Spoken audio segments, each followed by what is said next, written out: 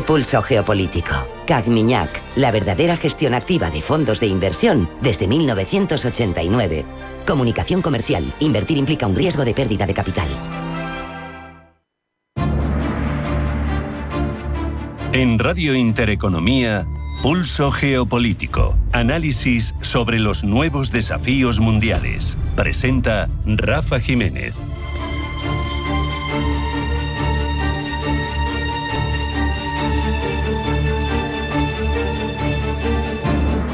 Bienvenidos a Pulso Geopolítico. Oriente Próximo y el mundo en general amanecen con una noticia que podría marcar un punto de inflexión en una de las guerras más largas, más sangrientas, más dolorosas de nuestro pasado reciente y no tan reciente. Israel y Hamás alcanzaban ese acuerdo para cumplir con la primera fase del plan de paz impulsado por el presidente Donald Trump, un texto que llevaba tiempo negociándose entre el Cairo, Doha, Washington y que en los últimos días contaba con la interlocución directa de los dos concernidos y que pese a las dudas termina cristalizando en un compromiso inicial. Un pacto que obviamente, no nos engañemos, no significa la paz todavía, pero sí, de momento, un alto el fuego, un respiro para los civiles, quizá el comienzo de un proceso político que muchos habían dado ya por imposible. La primera fase del plan contempla varios pasos esenciales: la liberación inmediata de los rehenes israelíes que aún permanecen en manos de Hamás, la retirada parcial del ejército de Israel hacia una línea de separación previamente acordada en Gaza y apertura de corredores humanitarios para permitir entrada de alimentos, medicinas, combustible, todo bajo supervisión internacional. Medidas que buscan detener, aunque sean temporalmente, la espiral de violencia que vive instalada allí desde el 7 de octubre de 2023, cuando Hamás decidía un ataque sin precedentes sobre el territorio israelí y a continuación se desataba la respuesta de Israel sobre la franja. El acuerdo, obviamente, conociendo los precedentes, ha sido recibido con cautela. En Israel el gobierno habla de oportunidad, eso sí, condicionada al cumplimiento riguroso de los compromisos por parte de Hamás. En Gaza, las familias tendrán que comprobar en sus propias carnes, no queda otra, que esto evoluciona hacia el fin de un conflicto que están sufriendo en sus propias carnes. 2 años de destrucción, de un futuro que se ha evaporado bajo las ruinas y que no borra este acuerdo firmado entre ambas partes, pero que abre una posibilidad de reconstrucción todavía muy a futuro, todavía muy en ciernes. El plan de paz diseñado por Trump tiene varias fases.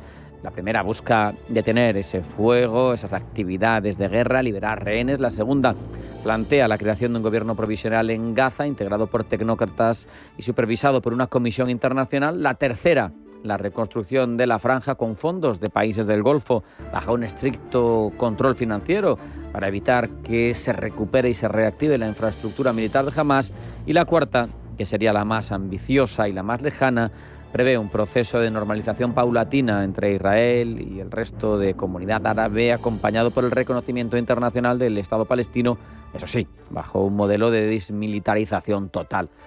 Ahora mismo, y según el papel, todo esto suena muy bien y el primer paso está dado. En la práctica, las dificultades son enormes. La principal incógnita es si Hamás realmente está dispuesto a ceder poder, a desarmarse, o si solo está ganando tiempo, porque ceder ese poder y desarmarse significa caer en la irrelevancia. La organización ahora ha accedido a ese acuerdo debilitada militarmente, pero sigue contando con una base social. Israel tiene ante sí una paradoja. Su superioridad militar le ha permitido destruir prácticamente por completo la franja. Sin embargo, cuando actúas contra un enemigo que es poco más que una idea, pues es muy difícil conseguir erradicarlo al 100%. Por eso, aunque haya desactivado la capacidad militar de Hamás, no se puede decir que haya terminado con Hamás. Tenemos la presión internacional, la crisis humanitaria y también incluso la erosión de la imagen global del país, que han empujado al gobierno israelí a aceptar el pacto con una mezcla de pragmatismo, porque es lo que les conviene, pero también de escepticismo. La comunidad internacional ve todo esto como una tabla de salvación de una situación que venía enquistada y agravándose progresivamente. Por lo tanto, es positivo para ella. Egipto, Qatar son dos de los grandes triunfadores, al menos en cuanto a la capacidad de mediación que han mostrado, porque han jugado un papel esencial en todo esto. Estados Unidos, qué decir, busca recuperar protagonismo en la región. y la que queda retratada es Europa. Pero bueno, tampoco es una sorpresa. No pintamos en el proceso de paz de la guerra que se desarrolla en nuestro territorio, mucho menos vamos a pintar en lo que sucede en Oriente Próximo.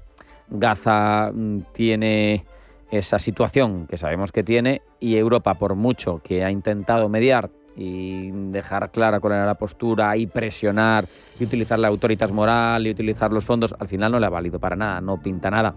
En cualquier caso, más allá de otras consideraciones, el impacto geopolítico del acuerdo puede terminar siendo profundo, porque si se consolida y se desarrolla, podría reordenar de verdad el tablero regional. Arabia Saudí, lo sabemos, frenó su acercamiento a Israel, que se estaba produciendo cuando comenzó la represalia israelí después del salvaje atentado, de los salvajes actos del 7 de octubre.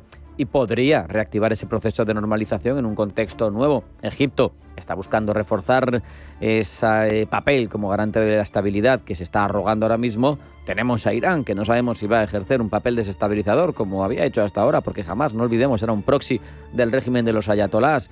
Estados Unidos, Trump en el poder, ese deseo de enarbolar y de esgrimir capacidades y objetivos conseguidos, de esos que había prometido en campaña y que en este caso sí ha conseguido. Ya han vuelto a pedir, creo que ha sido un ministro, hablo de memoria, en el Premio Nobel de la Paz para él, por cierto, se falla mañana mismo, el viernes, pero no hay que engañarse, las siguientes fases quedan en el aire, son más que problemáticas. El anuncio de hoy abre una puerta, pero nadie tiene que ser ingenuo, porque la paz no se improvisa y porque los mimbres con los que está construido este cesto son verdaderamente frágiles, y no en este caso por culpa ni del plan de paz ni de la comunidad internacional, sino de un problema que lleva enquistado desde hace décadas. Ojalá el 9 de octubre de 2025 sean recordados a futuro, como recordamos hoy, por ejemplo, la caída del muro de Berlín, o como recordamos la unificación de Alemania. En cualquier caso,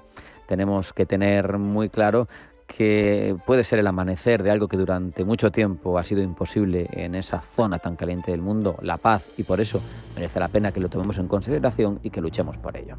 Vamos a hacer un alto en el camino. A la vuelta llegará la información geopolítica de la jornada en forma de titulares.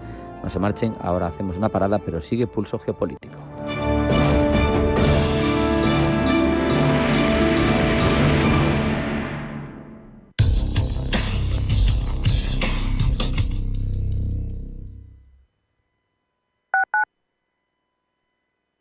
¿Buscas oportunidades de inversión en Estados Unidos? Futuros y opciones sobre el S&P 500, Dow Jones, Nasdaq 100. Contratos tan populares como los microfuturos oro y plata. Entra en ebroker.es y descubre la nueva zona CME Group. eBroker, el broker español especialista en derivados. Radio Intereconomía. Información financiera en tiempo real. Atención inversor, únete al club de inversión de Grupos Eneas. Estamos especializados en la compra, reforma y venta de inmuebles y otros activos, ofreciendo rentabilidades muy atractivas. Coinvierte con nosotros. 91 639 0347. Grupos Eneas, tu aliado en la inversión. En nuestro país, alrededor de 3 millones de personas mayores sufren soledad. Muchas veces sin contárselo a nadie. Como si llamaran por teléfono, pero nadie descolgase. Hola.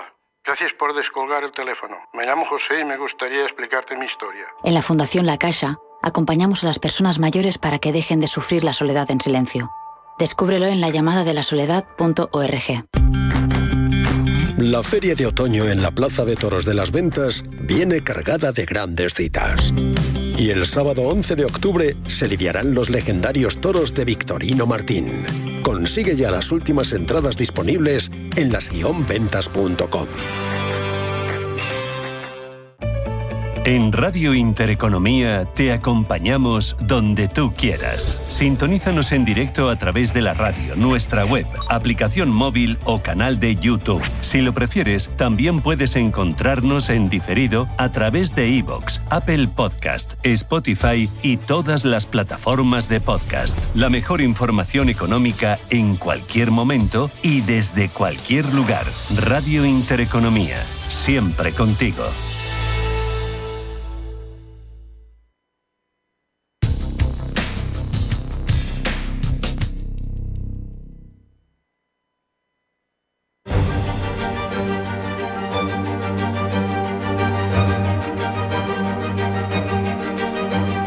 En Radio Intereconomía, Pulso Geopolítico. Presenta Rafa Jiménez. Vamos ya con la información geopolítica de la jornada, lo más relevante. Primero los titulares, los elabora Blanca del Tronco. Blanca, bienvenida, buenas tardes. Buenas tardes. Comenzamos por Benjamín Netanyahu. Convoca a su gobierno para ratificar el acuerdo del plan de paz con Hamás. Acuerdo que permitirá la liberación de todos los rehenes y una retirada delimitada de las fuerzas israelíes en Gaza. Donald Trump podría viajar de manera inminente a la región para el cierre formal de ese acuerdo. La comunidad internacional, por su parte, celebra el acuerdo. Desde el gobierno del presidente Pedro Sánchez confía en que sea el primer paso para lograr una paz justa y duradera. Pide Sánchez dialogar, atender a la población civil con justicia y memoria, sin olvidar, ha dicho, las atrocidades cometidas. Mientras, y en París, ministros de países europeos y árabes se reúnen para discutir la transición de Gaza. Una delegación de Ucrania viajará a Estados Unidos para hablar por lo de los activos rusos bloqueados, pero también de otras vías de colaboración. La próxima semana, la primera ministra de Ucrania y el jefe de la oficina presidencial viajarán a Estados Unidos para hablar de defensa aérea, energía y sanciones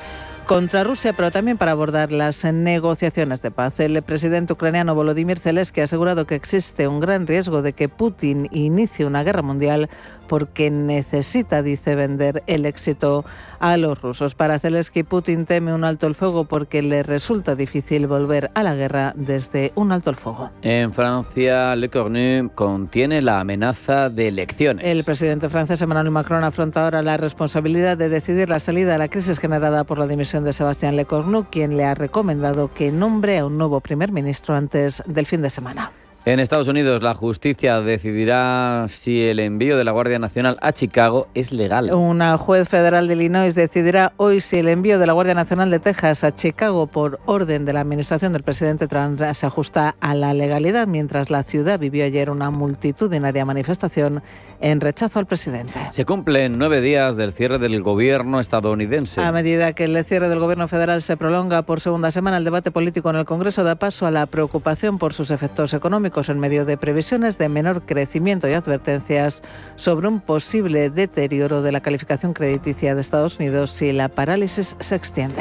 Von der Leyen supera 2 mociones de censura. Una de la izquierda y otra de la ultraderecha. Ambas mociones criticaban la gestión por parte de la Comisión Europea del acuerdo con Estados Unidos para evitar la guerra arancelaria y el pacto comercial del bloque comunitario con Mercosur. La moción de la izquierda ponía el foco además en la inacción de la Unión Europea en Gaza. Y China aprueba nuevas restricciones sobre las tierras raras. La medida que limita las exportaciones de materiales que contengan trazas de estos elementos calienta el encuentro de este mes entre Donald Trump y Xi Jinping.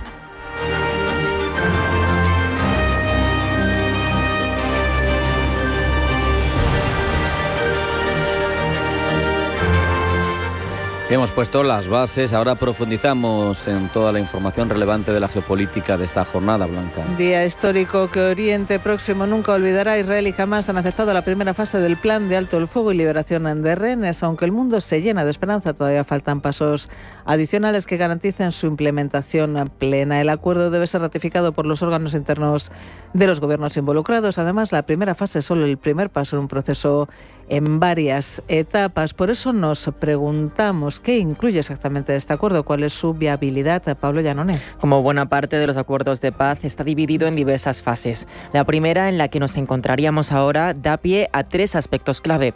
La ansiada liberación de rehenes, que según Trump comenzará el lunes, una retirada parcial de tropas israelíes y la entrada de ayuda humanitaria, todo bajo supervisión de mediadores regionales como Egipto y Qatar. Esto no sorprende a nadie, son puntos que hemos escuchado repetir una y otra vez a ambos lados del conflicto y a observadores internacionales. Lo importante es la forma en cómo se llevará a cabo esto. Por ejemplo, aún no sabemos de qué modo se liberará a los rehenes, si de uno en uno o a todos de golpe. En el alto el fuego que se alcanzó en enero, por ejemplo, se acordó una primera fase en la que a lo largo de 6 semanas se liberarían 33 rehenes israelíes a cambio de miles de presos palestinos. Este método fue poco eficaz porque permitió que se mantuviesen rehenes durante buena parte de la primera fase, dejando la puerta abierta a una posible reanudación del conflicto, tal y como pasó. Si el acuerdo sigue la hoja de ruta propuesta por Trump en su plan de 20 puntos, entonces los rehenes israelíes serían devueltos en 72 horas. Este modelo de devolución de rehenes sería eficaz y lógico con lo que Trump quiere, la paz. Tengo mucha confianza en que habrá paz en el Medio Oriente, dice. Quiero decir, la palabra paz en el Medio Oriente es algo por lo que la gente ha estado luchando durante cientos de años, durante siglos, durante muchos siglos. Y todos los países se han unido en una escala un poco diferente, pero tan importante que parece que todo es a una escala diferente. En esta primera fase, aunque se desconoce la información, se presupone la retirada israelí del enclave palestino y la desmilitarización de Hamás. Igualmente, si consideramos la propuesta trumpiana, los miembros de Hamás que se comprometan a coexistir pacíficamente y a desarmar sus armas recibirán amnistía. Sobre el asunto de la gobernanza de Gaza es complicado vaticinar qué pasará y en qué fase será. Trump había propuesto que se crease un gobierno controlado por palestinos tecnócratas y supervisado por un organismo internacional denominado la Junta de la Paz. La presencia de figuras polémicas como Tony Blair en este hipotético ente había creado rechazo en el mundo árabe, por lo que se desconoce si se seguirá adelante con este planteamiento. Sea como sea, está claro que Donald Trump ha influido en estas negociaciones de manera determinante. También ha sido clave la presencia de Egipto, de Qatar y de Turquía como mediadores. Lo que no hemos visto en ningún momento ha sido la participación de la Unión Europea o de Naciones Unidas. ¿Dónde han estado estos interlocutores y qué dice de ellos su ausencia, Pablo? Más allá de las reacciones de Ursula von der Leyen y Antonio Guterres, que ahora en nada les contaremos, no ha habido ninguna implicación de los dos organismos. La utilidad de las Naciones Unidas se cuestiona constantemente debido a la falta de eficacia del Consejo de Seguridad a la hora de adoptar resoluciones, donde Estados Unidos suele votar a favor de Israel, impidiendo que salga adelante una resolución vinculante. Entre tanto, la Unión Europea carece de una política exterior única y coherente, ya que los 27 Estados miembros tienen posturas distintas sobre Israel, sobre Palestina y la política en Oriente Medio. Si no se ponen de acuerdo entre ellos, ¿cómo van a poner de acuerdo a Hamás y a Israel? Estados Unidos es la mayor economía del mundo y al mismo tiempo tiene una dirección única, por lo que puede permitirse ser coherente con sus políticas y posicionarse de manera determinante. Además, su cercanía a Israel y su búsqueda constante de normalizar relaciones entre Jerusalén y el resto de estados árabes, sin importar el presidente, lo convierten en un actor fundamental en la diplomacia de Oriente Próximo. La ONU contaba con el no de ambas partes a la hora de participar en las negociaciones. Hamás la reconoce como una de las entidades occidentales alineadas con los intereses israelíes. Por otro lado, los informes de la ONU que han emitido sobre violaciones de derechos humanos en el conflicto de Gaza han llevado a Benjamín Netanyahu a calificar al organismo de poco neutral. Finalmente, en la Asamblea General de las Naciones Unidas, buena parte de las delegaciones y representantes se fueron de la sala cuando el primer ministro israelí habló. Dejaron vacío su asiento, revelando que su única herramienta de poder es el silencio. En el contexto de las negociaciones de paz, sin embargo, ese silencio se ha convertido más bien en un recordatorio de su falta de poder. La Unión Europea padece un sino similar. Hamás la rechaza tras la designación del grupo chiita como organización terrorista. Aunque ha felicitado a países como España por el reconocimiento de Palestina, esto no ha logrado que solicite la presencia de la Unión Europea en las negociaciones. Solo ha provocado que Israel rechace aún más al grupo de los 27. Esta falta de implicación en las negociaciones nos deja dos lecciones históricas que podrían edificar la futura narrativa de las relaciones internacionales. La primera, que Estados Unidos sigue siendo ese hegemón que decide cuándo se acaban las guerras, tanto las que inicia como las que no.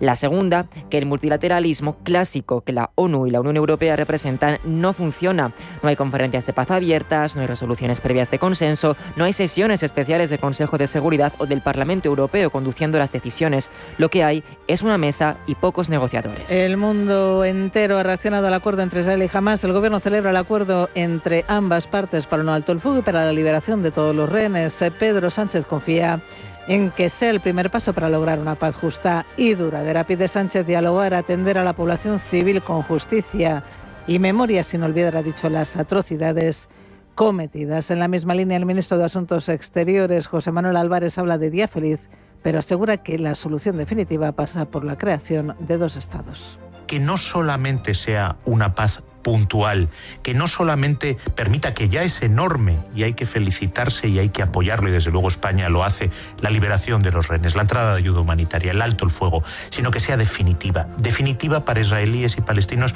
y definitiva para todos los pueblos de Oriente Medio. Y eso es poner en pie la solución de dos estados, eso es poner en pie el Estado de Palestina. La vicepresidenta segunda del Ejecutivo, Yolanda Díaz, también celebra este acuerdo, pero pide que sea justo con Palestina. Creo que ahora toca un proceso de paz que sea real y justo, y en el que el propio pueblo palestino sea quien decide su futuro.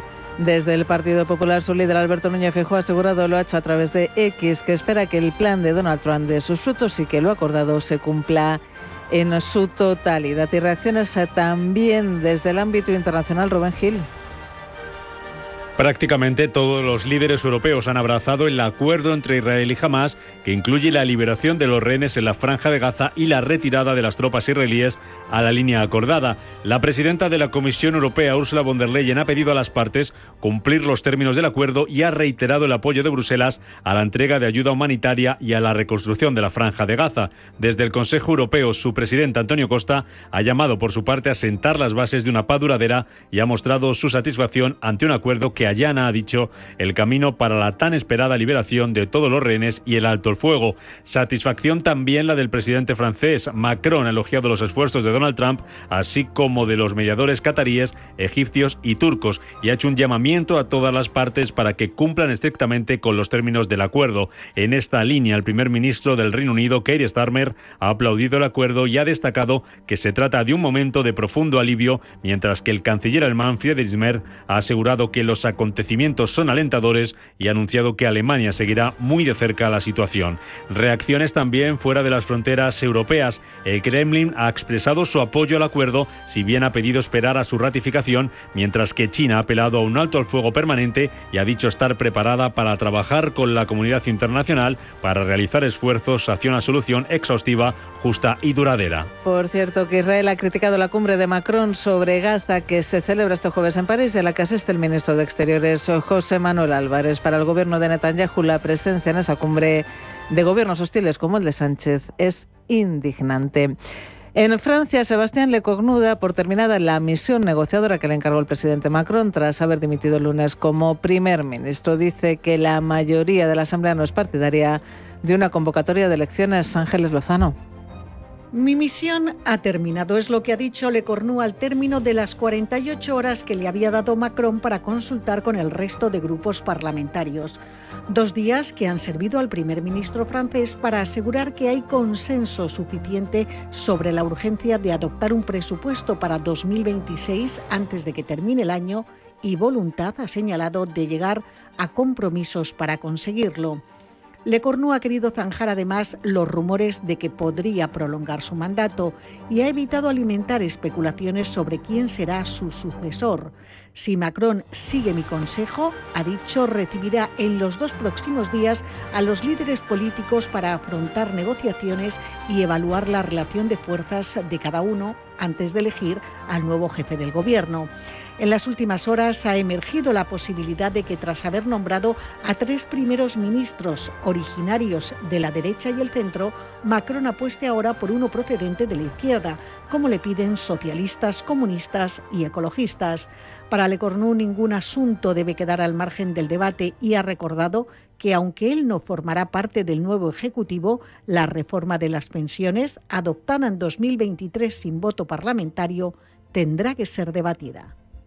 Y se calienta el encuentro entre Donald Trump y Xi Jinping de este mes después de que China haya anunciado la imposición de controles a la exportación de tecnologías relacionadas con las tierras raras, uno de los principales ámbitos de tensión entre Pekín y Washington. A partir de ahora, las empresas extranjeras deberán obtener una licencia de exportación de artículos de doble uso, tanto civil como militar, para acceder a este tipo de tecnologías. Las medidas entrarán en vigor de manera inmediata y se suman a las limitaciones ya vigentes desde el pasado 2 de abril. En esa fecha y en el marco de la escalada arancelaria con Estados Unidos, Pekín impuso un nuevo régimen de licencias que obligaba a las firmas extranjeras a solicitar permisos para exportar 7 de los 17 minerales del grupo de tierras raras y imanes derivados, reduciendo motivos de seguridad nacional. Esos son recursos presentes en productos como los chips de inteligencia artificial, los vehículos eléctricos o los misiles teledirigidos están en el centro de la guerra comercial entre Estados Unidos y China. El gigante asiático posee un 49% de las tierras raras del planeta, unos 44 millones de toneladas, y controla más del 70% de la producción mundial y casi el 90% de su procesamiento.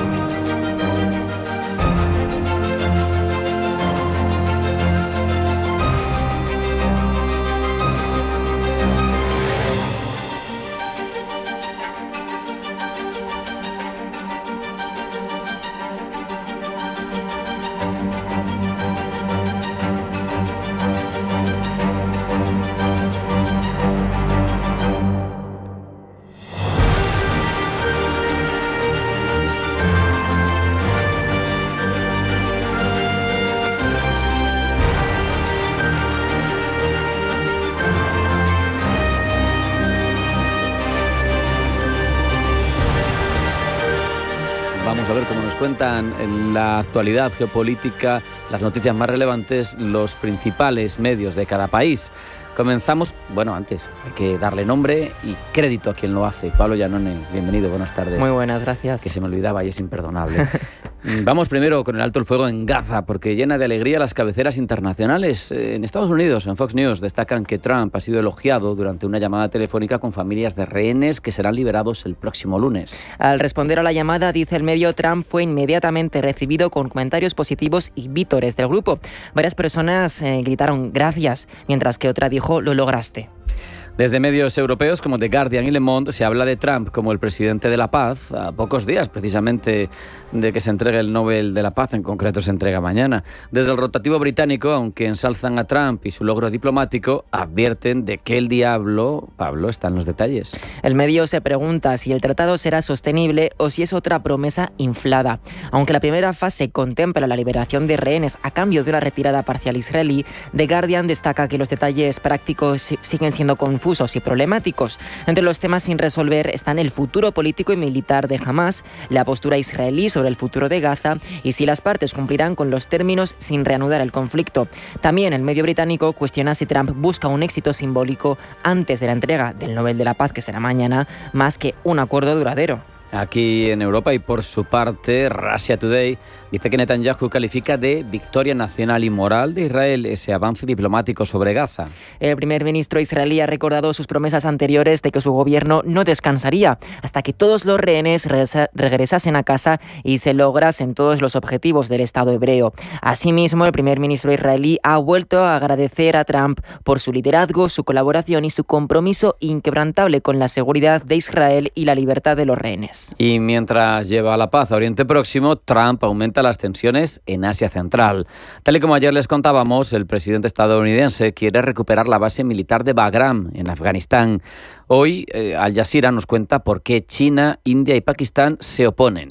A estos países se añaden las repúblicas de Asia Central y Rusia, países todos ellos muy opuestos entre sí, pero que buscan algo en común, la paz y la estabilidad regionales. Esa postura compartida, articulada en Moscú, dice Al Jazeera, ya que se celebró recientemente una reunión en la que se trató este tema, esta postura compartida, como decimos, está otorgando legitimidad regional a los gobernantes afganos. Destaca el medio que sus países vecinos están profundizando las relaciones con los talibanes, aunque aún, eso sí, no los han reconocido formalmente como el gobierno afgano. Y es que ese apoyo a los talibanes se ha convertido en un instrumento político de países que buscan expandir su influencia sobre Afganistán. La rivalidad entre Pakistán e India, de hecho, Pablo, se deja entrever en ese juego de amistades y llega hoy a las páginas de Frankfurter Allgemeine Zeitung. El último viaje diplomático de los talibanes ha sido la India, lo que para este medio alemán representa un reconocimiento tácito de que Afganistán, bajo ese gobierno, empieza a ser tratado como interlocutor válido en las conversaciones internacionales. Asimismo, dice el medio alemán, se refleja una mayor confianza para nada más y nada menos que Berlín. Y parece que la presión de Trump sobre Bagram está impulsando la complicidad entre diversos países, como ese inesperado eje India-Talibán. Desde China destacan otra baza inesperada provocada por esa reclamación de la base de Bagram. Se trata de esa complicidad surgida entre tres países enzarzados en un triángulo de amor-odio peculiar. Nos referimos a India, Pakistán y China, que ahora, dice Pekín, se encuentran en el mismo lado de la oposición. Con ello, el medio chino parece reforzar esa narrativa de que Trump es un catalizador de alianzas enemigas para Occidente. Y terminamos con esa relación complicada y llena de aristas que mantienen la India y China, Nueva Delhi y Pekín, y que hoy aparece de nuevo reflejada en la prensa india. Y es que The Times of India trae de nuevo al foco mediático el monopolio de China sobre las tierras raras. Ante una reunión entre Xi y Trump sobre este asunto, Pekín ha pedido a Nueva Delhi garantías de que no reexportará sus imanes a Estados Unidos. Esto podría afectar, dice China, a sus negociaciones con Washington sobre este insumo crítico.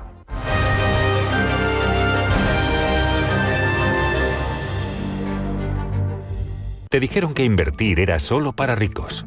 Te mintieron. En Gold Waves Group, con $30.000 puedes empezar a moverte globalmente. Con estrategia, con visión, con Gold Waves Group. ¿Vas a seguir viendo cómo otros ganan? Invierte con Gold Waves Group. Agenda tu consultoría gratuita en goldwavesgroup.com.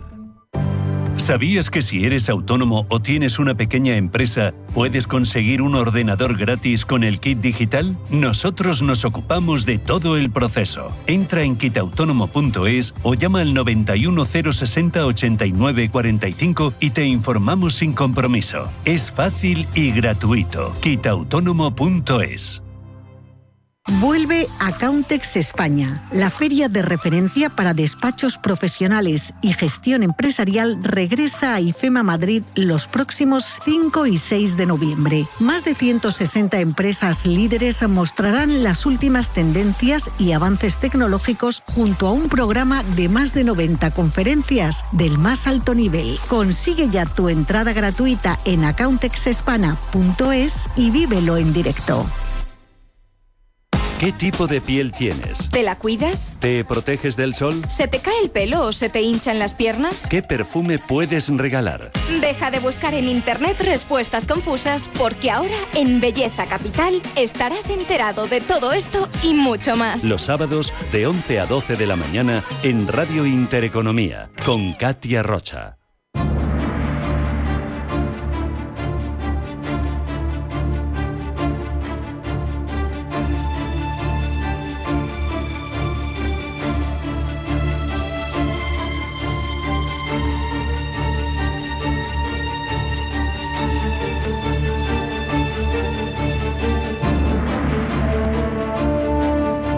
Turquía lleva años ampliando su influencia más allá de sus fronteras tradicionales y África se ha convertido en uno de los principales escenarios de esa estrategia.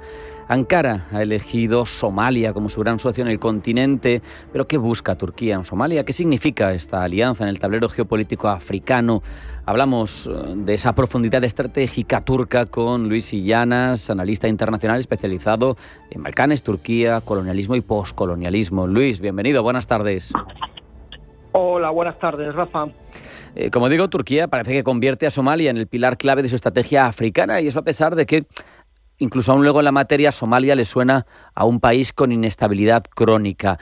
Explícanos, Luis, ¿qué intereses geopolíticos o geoeconómicos busca Ankara en un territorio que en principio parece desde fuera tan frágil? ¿Cómo encaja esa apuesta en su visión más amplia de proyección de África? Bueno, a ver, tal y como opera Turquía, desde luego Somalia es uno de los estados más adecuados para esta proyección de poder, proyección de influencia y proyección estratégica. ¿Por qué? Bueno, geopolíticamente hablando, Somalia tiene una posición privilegiada. Y luego, en términos, por ejemplo, de construcción del Estado, que serviría como facilitador, y de hecho ha servido como facilitador para la penetración turca, Somalia, un estado fallido, afectado por múltiples factores, a cada cual más complejo, es un estado muy apto, como podemos ver con Libia, como hemos visto con Libia, para que Turquía se posicione como un actor focalizado en ayudar a construir el Estado, en la estabilización regional, y luego ya tiene otras implicaciones en términos económicos y más estrictamente de proyección de poder para la propia Turquía. Claro, corrígeme si me equivoco, Luis, pero me parece que la presencia turca en Somalia comienza, me está haciendo una mirada relativamente reciente, con ayuda humanitaria después de una gran sequía en 2011, pero rápidamente evoluciona. Inversiones en infraestructuras, en seguridad, en comercio. Claro, la pregunta aquí, desde fuera, es ¿cómo logra Turquía pasar de ser simplemente un actor humanitario a un socio estratégico en relativamente poco tiempo? Y no sé si se pueden extraer desde Europa lecciones de esta estrategia. ¿Se pueden extraer lecciones? Deberían poderse extraer lecciones. Bueno, como todo lo que tratamos en esta disciplina es complicado, pero deberían poderse extraer lecciones. La proyección estratégica turca hacia Somalia, cuando nosotros tenemos una constancia de que es un hecho más tangible es en 2011, pero esto en realidad tiene un origen a finales de la década de los 90. En el año 98 ya se establece un primer documento dentro del gobierno turco que se establece una serie de prioridades con respecto a África. Y dentro de estas prioridades, Somalia tiene un papel destacado por las características que acabamos de hablar que tiene como Estado. Sí que es a partir de 2011 cuando, bueno, pues a raíz de esta hambruna, pero también a raíz de otra serie de hechos, como por ejemplo las conversaciones de paz en Djibouti, es cuando Turquía se posiciona como un actor humanitario en Somalia. ¿A qué responde esto? Pues responde al enfoque estratégico con el que se conducía la política exterior turca en 2010, 2011, 2012 hasta 2014, que era una política proactiva, más enfocada en la cooperación internacional que en la proyección de poder. Uh-huh. Claro, a partir de 2014 este enfoque cambia y se pasa a una prioridad de proyección de poder complementada con estas acciones de soft power, entre las que incluimos la ayuda humanitaria. Sí. De hecho, no solo es ayuda humanitaria, no hay más que mirar esa base militar Turksom en Mogadiscio, la mayor instalación de Turquía en el extranjero. Forma parte de un programa, Águila Africana, para entrenar fuerzas somalíes. ¿Qué objetivos perseguiría Ankara con ese adiestramiento militar?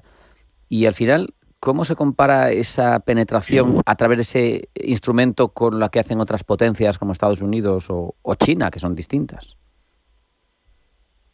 Claro, Estados Unidos y China tienen unas implicaciones estratégicas diferentes a las turcas en la región. Pero bueno, al final, cada estado, cada potencia tiene su, si me permitís la expresión, tiene su librillo para posicionarse de acuerdo a estos intereses estratégicos. La cuestión turca en este momento está más centrada, yo creo, en mi opinión, en la estabilización regional. ¿Por qué? Porque estamos hablando de una zona, por ejemplo, muy sensible al comercio. Pasan la mayor parte de rutas comerciales marítimas desde Asia hacia Europa, pasan por esta región, y a Turquía le interesa mantener una estabilidad y además posicionarse como un actor necesario en la región. De ahí que haya optado en este segundo enfoque estratégico por una proyección de poder destinada pues a reforzar no solo al Estado somalí en términos de seguridad, sino también a influir en los estados regionales también en términos de seguridad. Claro. Además de Somalia, Turquía ha fortalecido lazos con Etiopía, con Sudán, con otros países del Cuerno de África. Luis, ¿estaría buscando Ankara crear un bloque de influencia en la región o es más un enfoque más circunscrito, más oportunista, aprovechando pues que van teniendo crisis locales y así expande Ankara su presencia? Bueno, claro, esto es uno de los modus operandi de la política exterior turca, que es un poco lo que hemos hablado centrándonos en Somalia. Es decir, si Turquía ve ventanas de oportunidad en la región para intervenir, lo va a hacer. Lo va a hacer o bien proyectando fuerza, pero en este caso lo va a hacer proyectando influencia, posicionándose como mediador en los múltiples conflictos que afectan a la región, porque claro, no se nos puede escapar que es una región que es probablemente la que tiene más conflictos concentrados en este momento del mundo. Se me ocurre la propia Somalia con la cuestión de Al-Shabaab, Somaliland, Etiopía, Sudán, Egipto y Etiopía, en fin. Uh-huh. Hay una serie de ventanas de oportunidad que Turquía ha aprovechado, en mi opinión, muy, muy bien. Se presenta Turquía como un socio no colonial en África, intentando marcar así diferencias con las potencias occidentales. También eso lo hace China. ¿Cómo perciben, en tu opinión, los países africanos esta narrativa?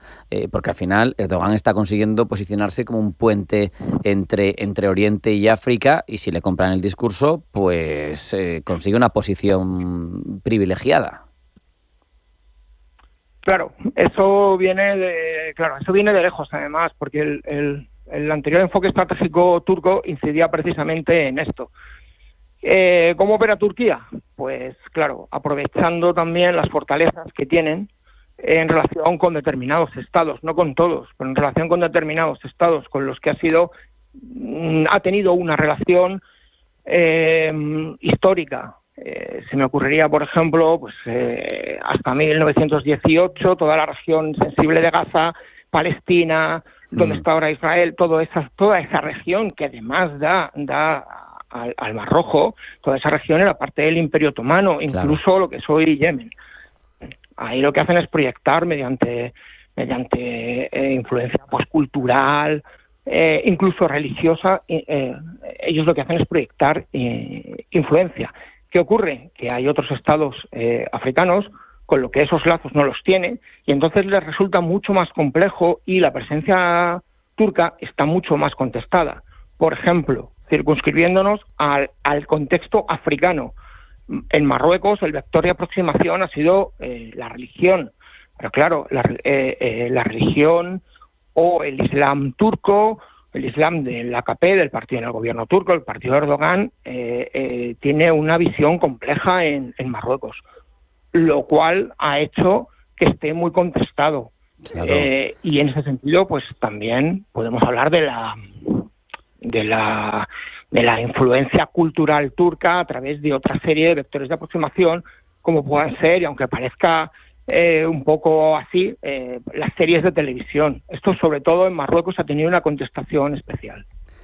Hombre, no me extraña respecto de la parte religiosa, teniendo en cuenta que en Marruecos la cabeza del Islam marroquí, entre comillas al menos, nominal, es el rey. Entonces supongo que ahí es el príncipe de los creyentes, ¿no? El Amir al-Mu'minin, y bueno, pues esto supongo que es bastante complicado. En cualquier caso, para terminar, Luis, teniendo en cuenta el contexto de tensiones internas, crisis económica, represión política, sobre todo, que vive Erdogan y su larga presencia en el poder, ¿tú crees que al final va a conseguir consolidarse como una potencia regional más grande, más relevante, o que se quedará en un intento? Esta pregunta que me hace Rafa es compleja, muy, muy compleja, y no te voy a decir que no le he dado miles de vueltas, porque para mí, en este momento, claro, la cuestión es el propio Erdogan, la cabeza del Estado. Es una figura carismática, y es una figura que, en mi opinión, ahora mismo no tiene reposición. Es decir, cuando Erdogan salga del poder, cuando decida no presentarse a las elecciones, la cuestión es a ver a quién presentan y qué ascendente y qué carisma y qué tipo de figura va a ser. Si en ese momento Turquía está asentada firmemente asentada como una potencia regional, bueno, tendrá un recorrido más largo. Ahora mismo yo la veo con bastante buena base, hablando de esta región del Mar Rojo, la veo con una base fuerte y con una base potente. Pero claro, estamos hablando a muy largo plazo. ¿A largo plazo o a muy largo plazo? Con esa reflexión nos vamos a quedar. Luis Illanas, analista internacional, ha sido un placer hablar contigo estos minutos. Un abrazo, hasta la próxima. Muchísimas gracias, buenas tardes.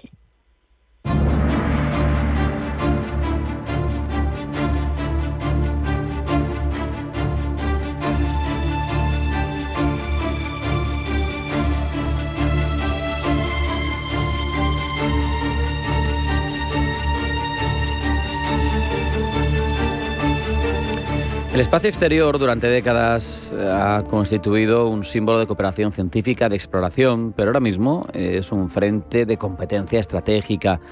Desde los organismos multilaterales, que van funcionando como pueden, los diplomáticos de Naciones Unidas intentan frenar su militarización, y lo hacen en una encrucijada marcada por restricciones, duplicaciones, concesiones. Nos preguntamos si estamos a tiempo de evitar que el espacio se convierta en un campo de batalla más.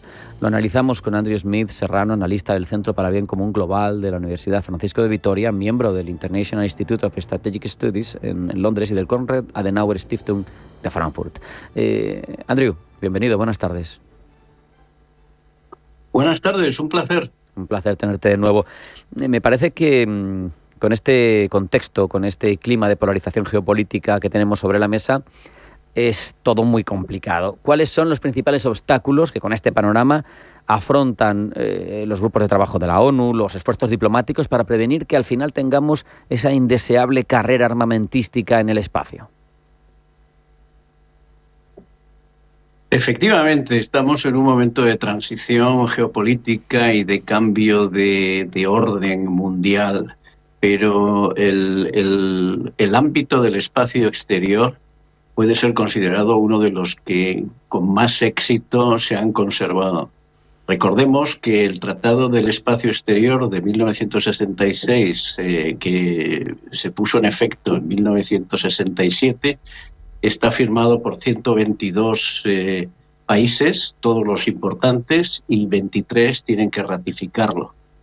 Este tratado estaba basado en el Tratado Antártico, que se hizo en 1957, y en los tratados de pruebas nucleares que empezaron en el 63 y culminaron. También se modificaron ya varios aspectos del espacio exterior, en los cuales podemos el Tratado sobre la Luna en 1979 y varias convenciones y tratados que regulan. La buena noticia es que hasta ahora nadie ha violado el Tratado de 1967 y aunque hay intenciones de modificar cómo se reestructura, este tratado sigue manteniéndose en pie y respetado. ¿Qué son las condiciones primarias, las tres condiciones primarias de este tratado? Bueno, primero, que el espacio pertenece a todos y por lo tanto ningún país puede reclamar soberanía, ningún trozo de Marte o un trozo de la Luna como territorio soberano de cualquier país de la Tierra. Ninguna base para armamento ofensivo y ninguna capacidad nuclear en el espacio. En los aspectos comerciales y los aspectos de científicos son los que están más en la zona gris, claro, y por lo tanto los grupos de trabajo están enfocados en ello.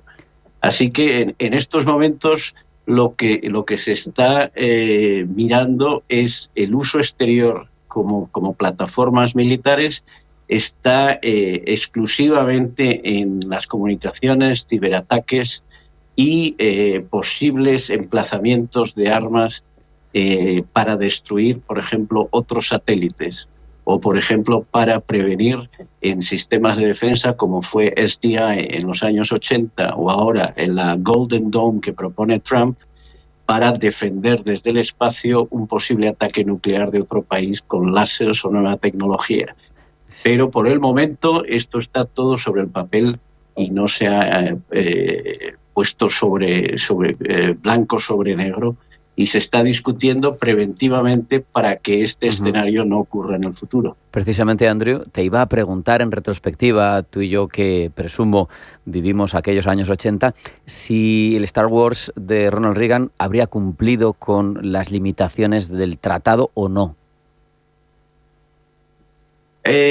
Ahí entramos en el lenguaje legal que los mismos expertos legales lo plasman o lo escriben en un lenguaje ambiguo, como tratados de la ONU, para que signifique cualquier cosa a cualquier persona que firme.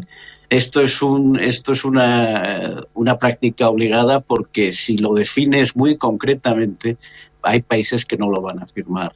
Por lo tanto, hay una zona gris y dentro de esa zona gris se encontraba Star Wars, pero también se incluyen las iniciativas de armas de satélites del mando exterior ruso, de la Federación Rusa y de la Unión Soviética, el programa chino de satélites de comunicación para obliterar posibles satélites hostiles, y están en esa zona gris en la cual son armamentos posiblemente que pueden justificarse como defensivos pero no ofensivos. Pero la línea roja que nunca se ha cruzado es armamento no convencional en el espacio. Salvo una excepción, que son los misiles intercontinentales que suben al espacio y por tanto entran en el espacio exterior antes de volver a la Tierra cuando lleguen a su objetivo.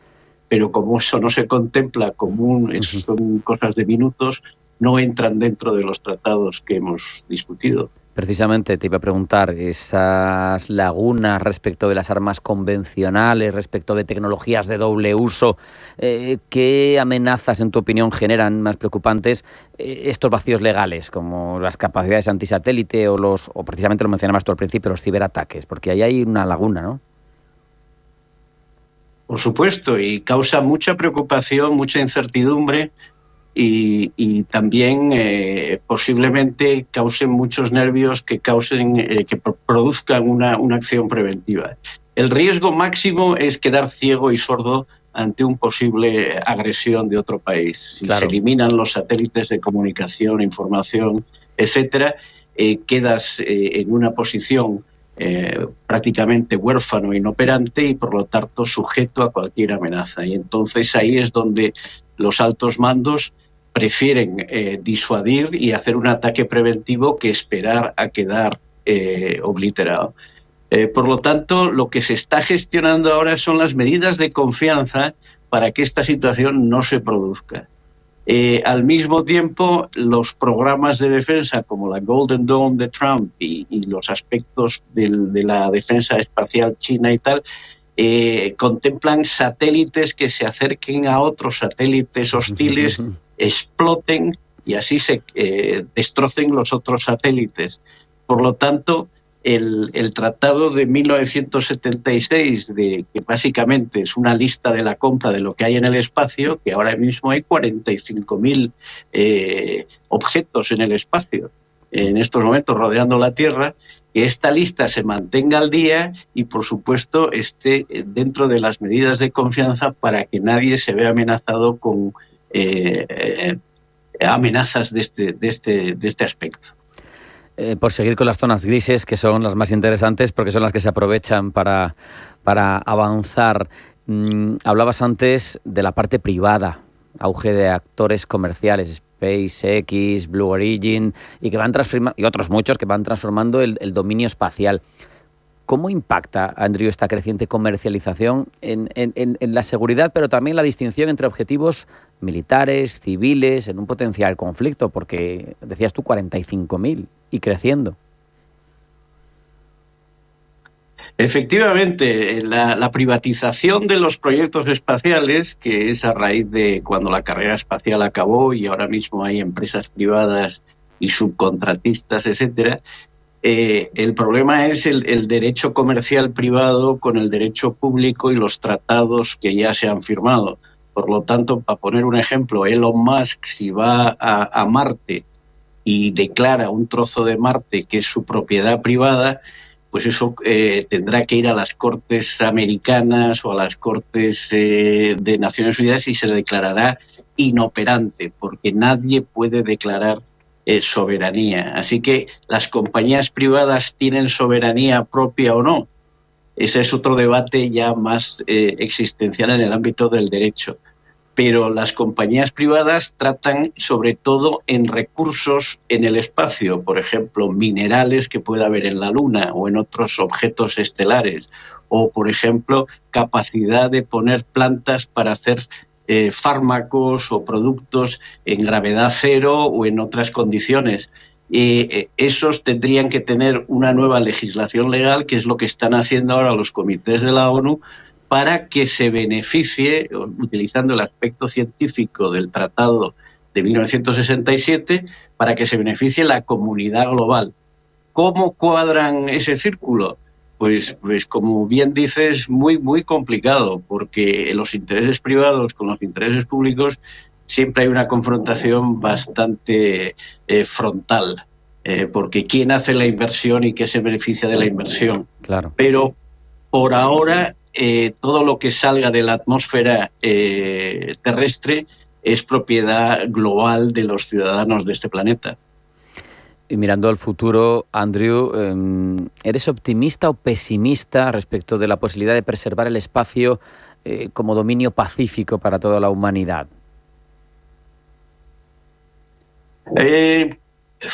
Como decía un buen amigo mío, entre tocar la corneta y quedarse callado hay un término medio. Yo soy relativamente optimista, puesto que hasta ahora nadie ha roto el tratado de 1967. Otro tratado similar, el de la Antártida, lleva funcionando desde el año 57. A ninguna potencia le interesa militarizar el espacio a un nivel que le sea peligrosa para ellos mismos. Por lo tanto, el gran problema que existe ahora es que las potencias con intereses espaciales, que generalmente son 4, Estados Unidos, Rusia, China, posiblemente la India, el programa europeo es muy pequeño, y luego otros países que pueden proyectar, que hagan un acuerdo, o sea, un cartel entre ellos para repartirse el espacio. Pero en general no les interesa, puesto que sería un nuevo concepto en detrimento, otro nivel de confrontación. Lo que sí les interesa es que las amenazas estructurales hacia sus países no vengan del espacio. Por lo tanto, yo creo que se reforzará el régimen y, como siempre, el diablo está en los detalles, y entre ellos procurarán mirar esas zonas grises para adquirir ventajas. Star Wars y los programas de defensa, ¿qué detalles van a tener para poder contrarrestar y qué armas van a establecer en el espacio? Por ahora solo están en los laboratorios y en los planos de las potencias. Si estos se llegan a aplicar, ya entraríamos en otra dinámica y en otra historia. Por lo tanto, soy relativamente optimista. Con eso me voy a quedar, que no abunda, así que me encanta tu análisis. Andrew Smith Serrano, Centro para el Bien Común Global de la Universidad Francisco de Vitoria. Ha sido un placer hablar contigo. Muchas gracias, un abrazo. Hasta la próxima. Un abrazo y buen fin de semana. Nos vamos a marchar, no hay tiempo para más. Hemos tocado el plan de paz y su implementación. También hemos hablado de Turquía y su proyección regional en África. Y, cómo no, el espacio de ciencia, de exploración o militarización. Nos hemos quedado con ese análisis de optimismo. Vamos a seguir preservándolo. No hay tiempo para más. Sean felices, pasen buena tarde y mañana más. Esto ha sido Pulso Geopolítico. Hasta mañana.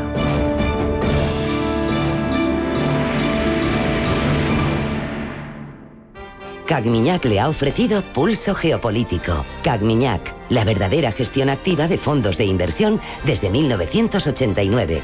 Comunicación comercial. Invertir implica un riesgo de pérdida de capital. A los nietos hay que darles paga también. Esto ya es el colmo, ¿no? A ver si no podré irme de viaje. ¡Mami! ¡Sin ruedines! ¡Qué bien! Si te preocupas demasiado por el futuro, te pierdes el presente. Deja que las soluciones financieras de Mafre se ocupen de tu futuro, garantizando tu estabilidad económica con atractiva rentabilidad. En el momento de la verdad, ¿a quién elegirías? Mafre, tu referente en planificación financiera. No todas las gestoras son iguales. Desde 1989, CAC-Miñac ha ofrecido a los inversores una gestión verdaderamente activa y basada en sus convicciones, ayudándoles a alcanzar sus objetivos a largo plazo. A lo largo de nuestra historia, hemos desafiado el consenso y descubierto oportunidades de inversión allá donde se encuentren, explorando todas las posibilidades. CAC-Miñac, 35 años de verdadera gestión activa. Más información en cagmiñac.es. Comunicación comercial. Invertir implica un riesgo de pérdida de capital. Descubren células madre. Arranca 1995. Llega la inteligencia artificial. La sociedad avanza y la publicidad con ella. Por eso en Autocontrol, anunciantes, agencias y medios, llevamos más de 30 años evolucionando para seguir cuidando de que la publicidad que recibes sea leal, legal, honesta y veraz. Autocontrol. Por una publicidad responsable. Viajes, destinos, cultura, gastronomía hacen diferente a cada viajero. Recorre el mundo cada semana con nuestro programa de viajes Clase Business. Descubre los mejores destinos de lujo y experiencias exclusivas de una manera diferente. Cada sábado de 12 a 1 del mediodía, escucha Clase Business con Elena Fraile en Radio Intereconomía.